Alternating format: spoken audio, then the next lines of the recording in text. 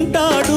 నువ్వే మరణించావంటే ఆ దేవుడెలా బ్రతికుంటాడు? నువ్వే దేవుడివైతే ఆ మృత్యువెలా శాసిస్తాడు? తిరుగాడే కోవెల నీ దేహం శిథిలంగా అవుతుందా? పిలిచినంతనే పలికే దైవం మూగైపోతాడా? బాబా సాయి బాబా,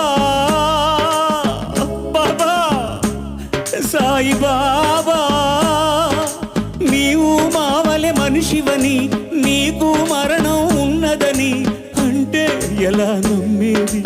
అనుకుని ఎలా బ్రతికేది బాబా?